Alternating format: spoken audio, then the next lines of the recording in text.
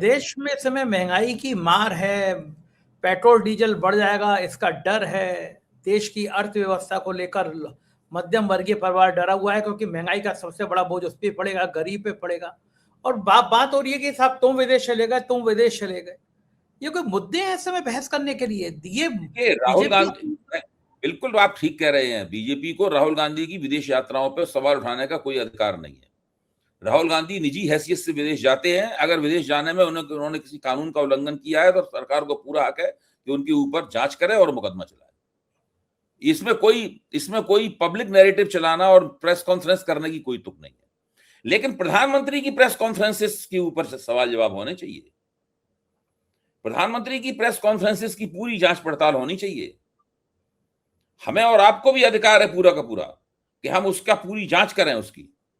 और सरकार, राहुल गांधी को चाहिए कि विपक्ष के नेता के तौर पर सरकार से ये बाकायदा जानकारियां मांगे कि प्रधानमंत्री की इन विदेश यात्राओं में प्रधानमंत्री की क्या क्या उपलब्धियां हुई, उन उपलब्धियों का पूरा ब्यौरा दिया जाए। वो छुपा नहीं सकते। उसके लिए उपलब्धियां होनी भी तो चाहिए। उसके लिए उपलब्धियां होनी भी तो चाहिए। होनी चाहिए तो वो कहें उपलब्धियां हैं कि नहीं है, वो कहें तो, और उसके ऊपर ठीक से बहस हो। प्रधानमंत्री के तौर पे उन्हें विदेश यात्राएं करने का अधिकार है। प्रधानमंत्री, राष्ट्रपति की विदेश यात्राएं बड़ी बड़ी होती हैं, उनके साथ प्रतिनिधिमंडल वगैरह तमाम जाते हैं, उनमें खर्चा भी बहुत होता है। चार्टर्ड प्लेन से प्रधानमंत्री विशेष प्लेन से जाते हैं, वो सब बहुत खर्चे।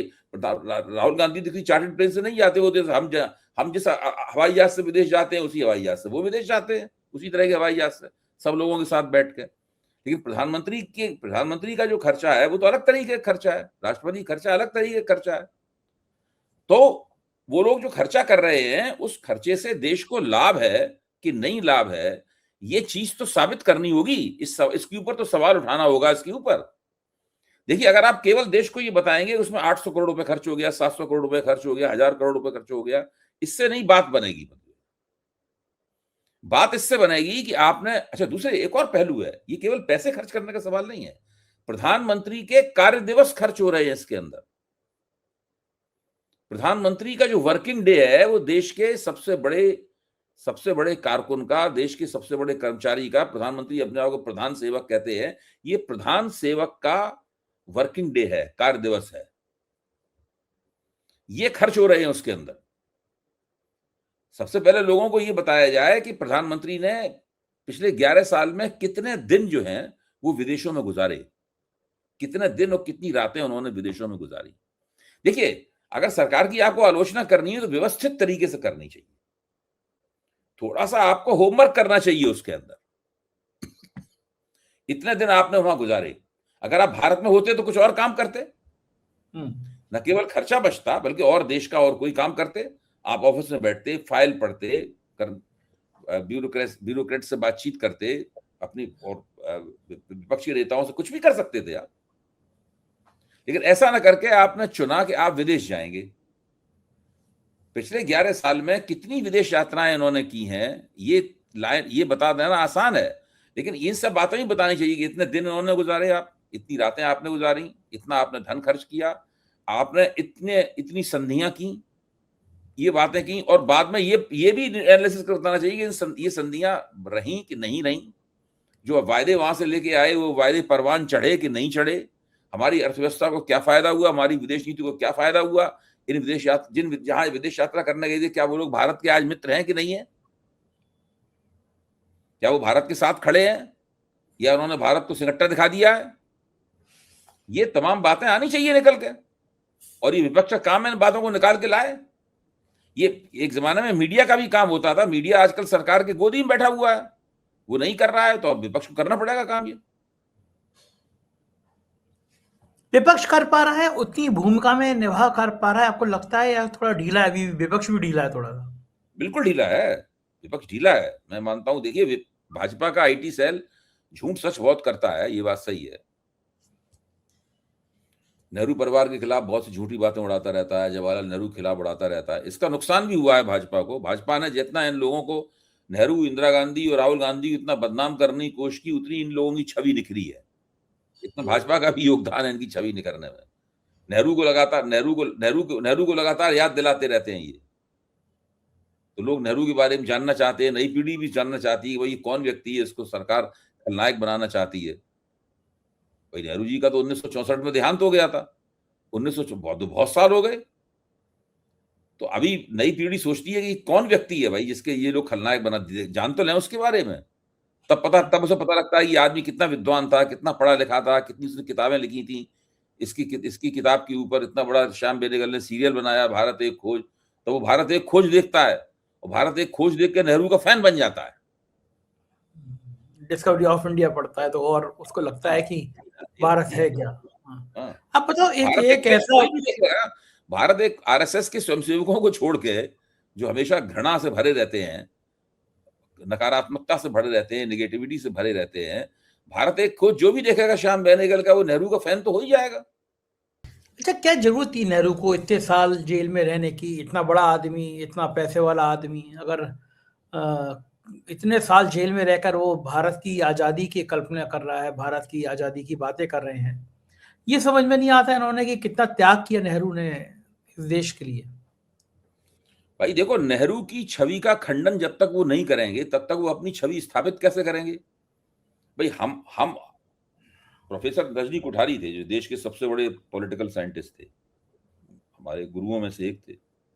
तो मैंने उनसे एक सवाल पूछा, मैंने उनका एक बहुत बड़ा इंटरव्यू लिया है 50 पेज का, कभी मैं आपको भेजूंगा, आप पढ़िएगा उसको। मैंने उनसे पूछा कि प्रोफेसर कोठारी, आपकी निगाह में देश का सबसे अच्छा प्रधानमंत्री कौन हुआ? तो उन्होंने छूटते ही जवाब दिया, बिना बेशक जवाहरलाल नेहरू।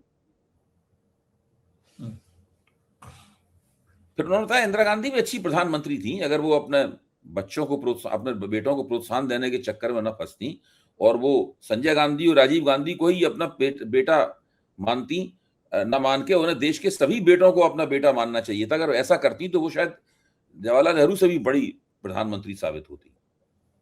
फिर मैंने उनसे सवाल पूछा कि सबसे घटिया प्रधानमंत्री कौन है देश का?